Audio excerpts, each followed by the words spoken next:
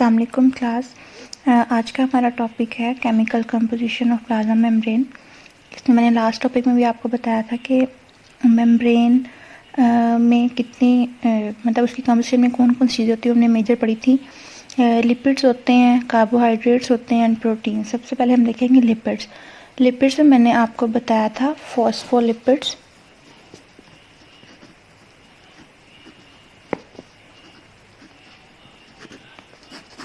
Phospholipids सबसे पहले हमारे पास आ जाते हैं फॉस्फोग्लिसराइड्स, यहाँ आप उसे कह सकते हैं ग्लिसरोफॉस्फोलिपिड्स। ठीक है, ग्लिसरोफॉस्फोलिपिड्स को हम फॉस्फोग्लिसराइड भी कह सकते हैं।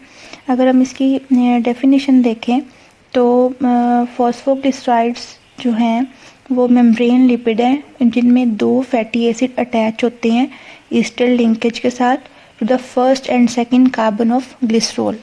ये आप इसमें देख सकते हैं, ये दो फैटी एसिड है हमारे पास, ठीक है, और ये हमारे पास एक ग्लिसरॉल का मॉलिक्यूल है। ठीक है, ये दो फैटी एसिड ग्लिसरॉल के कार्बन नंबर 1 और 2 के साथ अटैच होंगे और इस साथ ईस्टर लिंकेज बनाएंगे।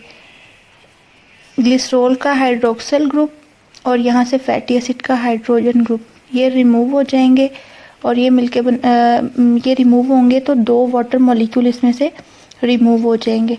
ठीक है, और जो थर्ड कार्बन है उस पे फॉस्फेट ग्रुप आके अटैच हो जाएगा। क्लियर?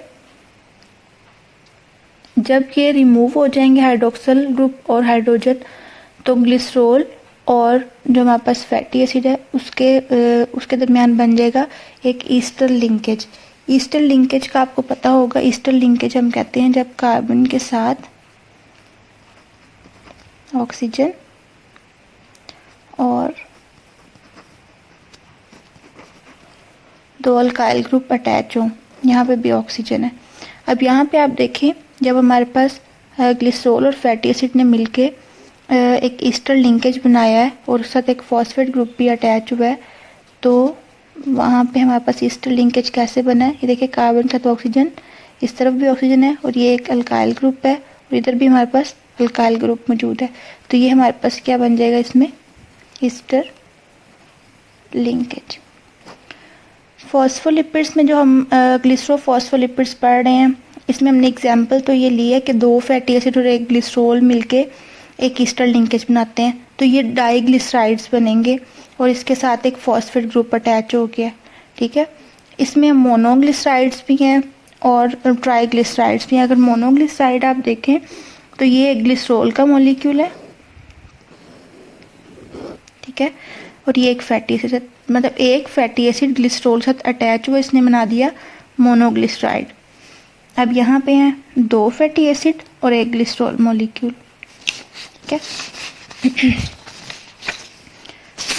यहाँ पे है आपके पास तीन फैटी एसिड, ये ओपन चेन की फॉर्म में दिखाए हुए हैं, और एक ग्लिसरॉल मॉलिक्यूल। इसमें आप देख सकते हैं फैटी एसिड का हाइड्रोजन और ग्लिसरॉल का हाइड्रोक्सिल ग्रुप ये रिमूव हुए हैं, तीन वाटर मॉलिक्यूल रिमूव हुए और हमारे पास आगे एक ट्राइग्लिसराइड मॉलिक्यूल बन गया और ये हमारे पास एक ईस्टर लिंकेज बन गया फैटी एसिड एंड ग्लिसरॉल के दरमियान में। ठीक है, अभी जो हम पढ़ रहे हैं ग्लिसरोफॉस्फोलिपिड, उसमें मैंने आपको बताया दो फैटी एसिड, एक ग्लिसरॉल और दो फैटी एसिड ग्लिसरॉल के कार्बन नंबर 1 और 2 के साथ अटैच होते हैं और कार्बन नंबर 3 के साथ एक फॉस्फेट ग्रुप अटैच होता है। ठीक है, अब ग्लिसरॉल मॉलिक्यूल जो है वो प्रोकायरल है।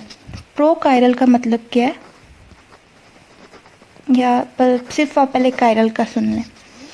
कायरल हम कहते हैं कि जब किसी भी मॉलिक्यूल की लेफ्ट एंड राइट साइड जो है वो सुपर इम्पोजेबल ना हो, can not be super imposable.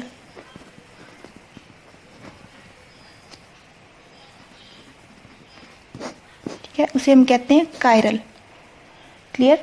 अब ग्लिसरॉल हमारे पास प्रोकायरल है, मतलब ये पहले कायरल नहीं था, लेकिन जब इसके साथ एक फॉस्फेट ग्रुप हम अटैच कर देते हैं तब ये बन जाता है कायरल। ठीक है, ग्लिसरॉल प्रोकायरल है, जब इसके साथ फॉस्फेट ग्रुप अटैच करते हैं तो ये कायरल कंपाउंड बन जाता है। फिर हम इसको नाम दे सकते हैं ग्लिसरॉल 3 फॉस्फेट, 1 ग्लिसरॉल 3 फॉस्फेट या फिर ग्लिसरॉल 1 फॉस्फेट भी कह सकते हैं। अगर कार्बन नंबर 1 पे अटैच है तो ग्लिसरॉल 1 फॉस्फेट, और अगर कार्बन नंबर 3 पे अटैच है तो 3 फॉस्फेट। नेक्स्ट हमारे पास लिपिड है स्फिंगोलिपिड। स्फिंगोलिपिड भी एक मेम्ब्रेन लिपिड है जिसके पास एक पोलर हेड और 2 टेल होती हैं, ठीक है। स्फिंगोलिपिड जो है वो एक लॉन्ग चेन अमाइनो अल्कोहल स्फिंगोसाइन से मिलके बना होता है, और इसमें हमारे पास 3 कार्बन आप लोग देख रहे हैं। जो फर्स्ट कार्बन है उसके साथ एक एक्स ग्रुप या पोलर हेड आप इसको कह सकते हैं, ये अटैच है। ये एक्स कोई भी अल्कोहल हो सकता है जो कार्बन नंबर 1 पे अटैच है। जो कार्बन नंबर 2 पे हमारे पास हमारे पास एक अमाइनो ग्रुप है जो आगे फर्दर अटैच है एक फैटी एसिड की चेन के साथ through an amide linkage, clear. इसके बाद हमारे पास जो कार्बन नंबर 3 है उसके पास उसमें है स्फिंगोसाइन अटैच है, ठीक है। स्फिंगोसाइन जो है इसमें हमारे पास ऑलमोस्ट 18 कार्बन होते हैं, और हमारे पास फैटी एसिड की चेन है, इसमें हमारे पास 16, 18, 22 या 24 कार्बन होते हैं। नेक्स्ट हम देखेंगे ग्लाइकोलिपिड।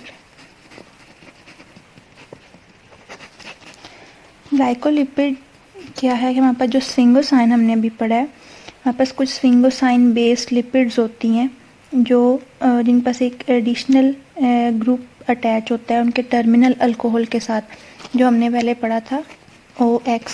ये मैंने जो आपको हेड अभी बताया था, X मैंने कहा था कोई भी अल्कोहल हो सकता है, ठीक है। स्फिंगोसाइन म्यूटी के टर्मिनल अल्कोहल के साथ अगर कोई और ग्रुप अटैच होता है, फॉर एग्जांपल अगर वो एक कार्बोहाइड्रेट है, ठीक है, अगर वो एक कार्बोहाइड्रेट है तो वो इसके साथ मिलके बना देगा ग्लाइकोलिपिड। अगर कार्बोहाइड्रेट सिंपल शुगर है तो उस ग्लाइकोलिपिड को हम कहेंगे सेरेब्रोसाइड, और अगर ये कार्बोहाइड्रेट या आपके लिए स्मॉल क्लस्टर हैं शुगर के, तो उस ग्लाइकोलिपिड को हम कहेंगे गैंग्लियोसाइड।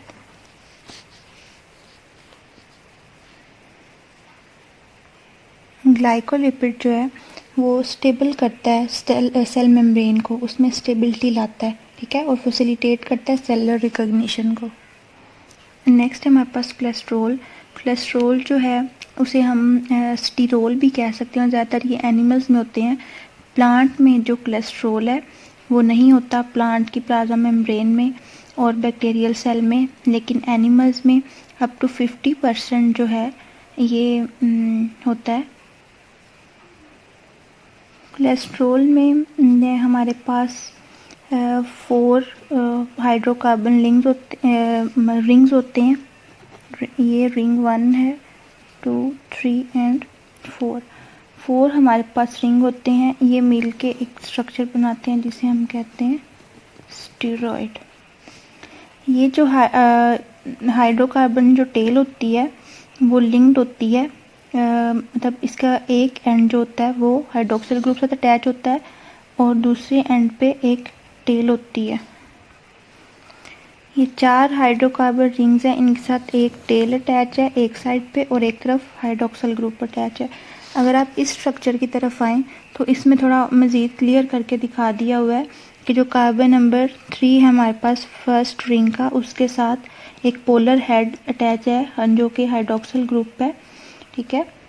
और उसके बाद आपके पास ये जो 4 रिंग है ये मिलके स्टीरॉयड बना रहे हैं, और ये हमारे पास एक साइड चेन है जिसे हम अल्काइल साइड चेन भी कह देते हैं। नेक्स्ट है हमारे पास मेम्ब्रेन प्रोटीन्स। मेम्ब्रेन प्रोटीन में सबसे पहले हमारे पास आ जाती हैं इंटेग्रल प्रोटीन्स। इंटेग्रल प्रोटीन्स कैसे होती हैं? ये इंटीग्रेट हुई होती हैं, मैंने आपको पहले भी बताया था। ये एम्बेडेड होती हैं लिपिड बायलेयर में।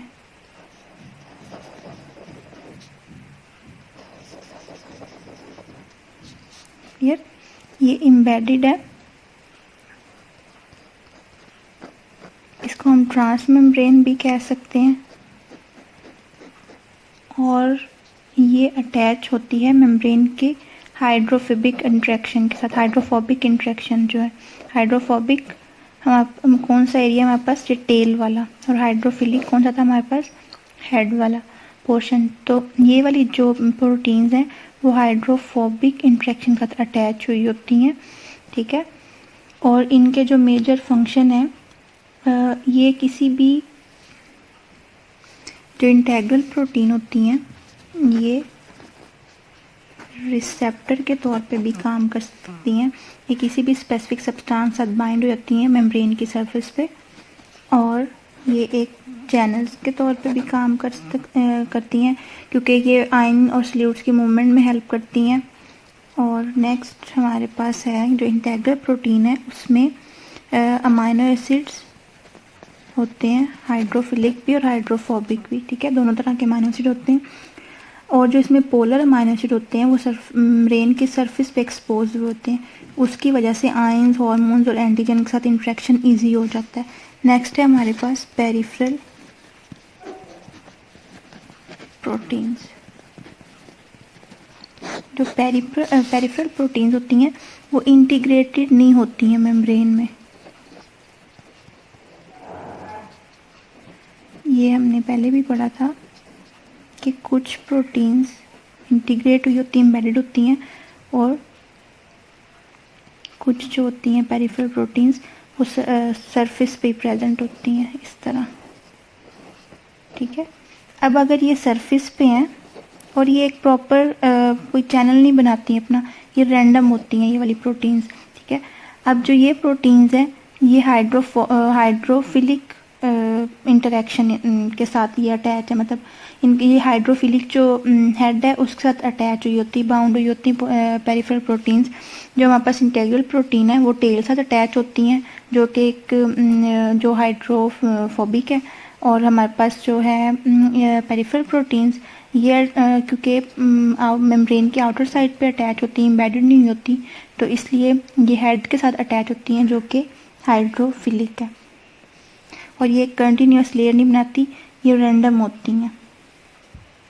जो ये पेरिफेरल प्रोटीन्स है इसका फंक्शन क्या होता है कि ये सपोर्ट देती है मेम्ब्रेन को, और एक और फंक्शन है कि जो ये वाली प्रोटीन्स होती हैं ये एंजाइम के तौर पे भी काम करती हैं, और एक फैक्टर के तौर पे भी काम करती हैं जो ट्रांसमिट करती हैं ट्रांस मेम्ब्रेन सिग्नल्स को, ठीक है।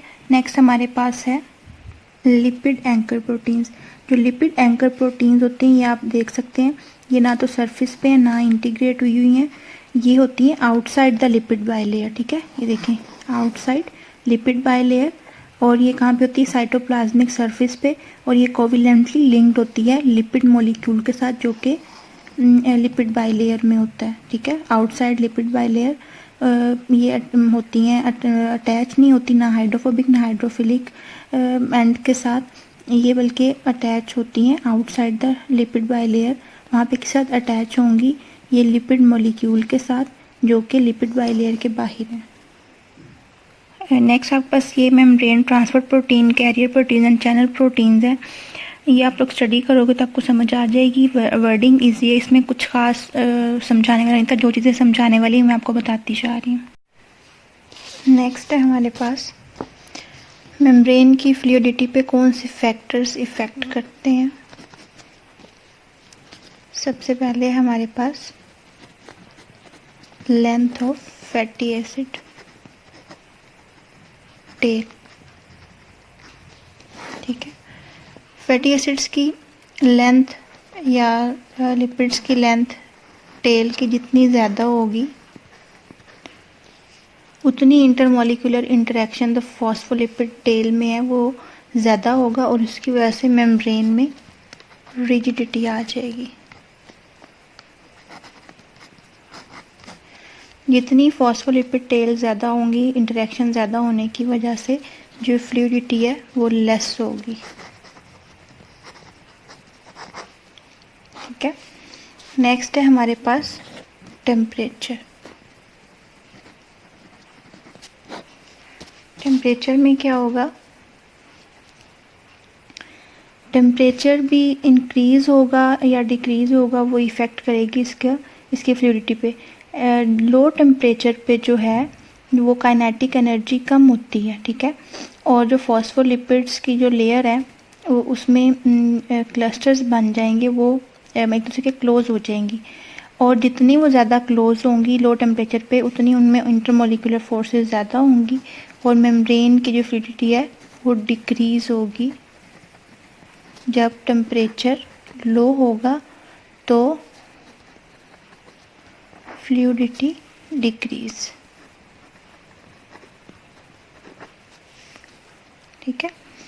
और जब टेम्परेचर हाई होगा तब क्या होगा, काइनेटिक एनर्जी ज़्यादा हो जाएगी, जो इंटरमोलिकुलर फोर्सेस हैं वो उन पे ओवरकम मतलब उन पे काबू पा लिया जाएगा, ठीक है। वो इंटरमोलिकुलर फोर्सेस कम हो जाएंगी, जब वो कम होंगी तो मेम्ब्रेन में फ्लूइडिटी भी ज़्यादा हो जाएगी। इसका मतलब टेम्परेचर और जो मेम्ब्रेन की फ्लूइडिटी है वो दूसरे के डायरेक्टली प्रोपोर्शन है, सॉरी इनवर्स प्रोपोर्शन है, सॉरी डायरेक्ट प्रोपोर्शन है। टेम्परेचर ज़्यादा होगा तो फ्लूइडिटी ज़्यादा होगी, टेम्परेचर कम होगा तो फ्लूइडिटी भी कम होगी। थर्ड है हमारे पास कोलेस्ट्रॉल, ठीक है। कोलेस्ट्रॉल भी एक फैक्टर है जो इफ़ेक्ट करता है मेम्ब्रेन की फ्लूइडिटी पे। वो कैसे इफ़ेक्ट करेगा, जब टेम्परेचर हमारे पास लो होता है। जो कोलेस्ट्रॉल के स्ट्रक्चर मैंने आपको पढ़ाया था, स्टीरॉयड का एक पोर्शन जो एक स्ट्रक्चर बन रहा था, वो फॉस्फोलिपिड्स जो लेयर्स हैं उनके दरमियान आके फॉस्फोलिपिड लेयर्स को फिल कर देगा, ठीक है, और उनकी इंटरमोलिकुलर फोर्सेस को डिस्टर्ब करेगा। जब इंटरमोलिकुलर फोर्सेस डिस्टर्ब होंगी तो हमारे पास फ्लूइडिटी ज़्यादा हो जाएगी, ठीक है। और जब हमारे पास टेम्परेचर हाई होगा तो हमारे पास जो कोलेस्ट्रॉल है वो इसका रिवर्स इफ़ेक्ट करेगा, वो पुल करेगा फॉस्फोलिपिड लेयर्स को और उनको इकट्ठा करेगा। जब वो एक साथ इकट्ठी होंगी तो उनमें जो इंटरमोलिकुलर फोर्सेस हैं वो ज़्यादा होंगी, तो फ्लूइडिटी हमारे पास डिक्रीज हो जाएगी, ठीक है। हमारे पास जो एक फोर्थ फैक्टर है वो है saturation of fatty acid tail. अब इसका क्या मतलब है, सैचुरेटेड या अनसैचुरेटेड टेल। सैचुरेटेड का मतलब है कि हमारे पास जो टेल होती है फैटी एसिड की या लिपिड की, उनमें डबल बॉन्ड नहीं होता, ठीक है। उनमें जब बॉन्डिंग नहीं होगी वो स्ट्रेट होंगी, ये देखिए, जब वो स्ट्रेट होंगी तो इनके दरमियान जो डिस्टेंस है वो कम होगा और इनका इंटरेक्शन ज़्यादा होगा, इंटरमोलिकुलर फोर्सेस भी ज़्यादा होंगी, तो हमारे पास फ्लूइडिटी डिक्रीज हो जाएगी मेम्ब्रेन, ठीक है। अनसैचुरेटेड टेल में क्या होगा, उनमें डबल बॉन्ड बन जाएंगे। फॉर एग्जाम्पल यहाँ पे बॉन्ड बन के, बॉन्ड बनने की वजह से उनके दरमियान डिस्टेंस ज़्यादा आ जाएगा, ठीक है। जब डिस्टेंस ज़्यादा होगा तो इनकी टेल्स के दरमियान इंटरेक्शन कम हो जाएगा। जब इंटरेक्शन कम होगा तो इंटरमोलिकुलर फोर्सेस भी कम होंगी और जो हमारे पास मेम्ब्रेन की फ्लूइडिटी है वो ज़्यादा हो जाएगी।